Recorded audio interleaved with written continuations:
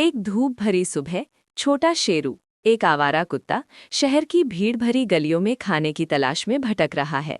एक दुकान के मालिक ने उसे गुस्से में दूर भगा दिया। शेरू डरकर दुम दबाकर भागा।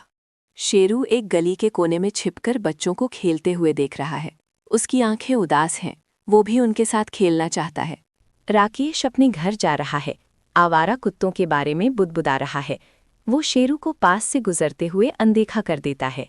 शेरू दूर से राकेश को देखता है। राकेश की कठोर बातें शायद ही उस तक पहुंचती हैं। वो बस एक और अनदेखा प्राणी है। अगले दिन बच्चे एक पुराने सूखे कुएं के पास खेल रहे हैं। उनका हंसी मजाक हवा में गूंज रहा है। अचानक उनकी गेंद कुएं के किनारे एक गहरी संकरी दरार में गिर जाती है। छोटी प्रिया, सबसे छोटी बच्ची, गेंद निकालने की कोशिश करती है और गलती से अपना हाथ फंसा लेती है। बच्चे घबरा जाते हैं और मदद के लिए चिल्लाने लगते हैं। उनकी आवाज़ें पूरे गांव में गूंजती हैं। राकेश और अन्य ग्रामीण आवाज़ सुनकर दौड़ते हुए आते हैं। वे स्थिति का आकलन करते हैं। राकेश खुद बच्चे तक पहुंचने की कोशिश करता है, लेकिन वो इतना बड़ा है कि दरार में फिट नहीं हो पाता।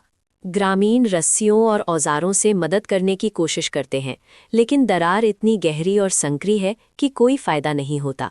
शेरू, जो शोर सुनकर आया था, भीड़ से कुछ दूरी पर खड़ा होकर स्थिति को ध्यान से देख रहा है। राकेश भीड़ में शेरू को देखता है, लेकिन उसे तुरंत एक बेकार आवारा कुत्ते के रूप में खारिज कर देता है। प्रिया और रोने लगती है। उसकी आवाज़ें सबको और ज़्यादा डराती हैं। राकेश की उम्मीद टूटने लगती है। अचानक शेरू बिना किसी को चेतावनी दिए भीड़ के बीच से तेजी से आगे बढ़ता है। अपनी अद्भुत फुर्ती और छोटे शरीर का उपयोग करके शेरू उस संकरी दरार में निचोड़ जाता है। अविश्वसनीय ताकत के साथ शेरू प्रिया के हाथ को अपने दांतों से पकड़ता है और उसे खींचकर बाहर निकालता है। प्रिया सुरक्षित है। बच्चे और ग्रामीण खुशी से चिल्लाते हैं। माता पिता अपनी बेटी को गले लगाते हैं। राकेश शेरू को अचरज और कृतज्ञता से देखता है। उसका चेहरा अब सम्मान से भर गया है। शेरू थोड़ा शर्माता है, फिर धीरे से अपनी दुम हिलाता है।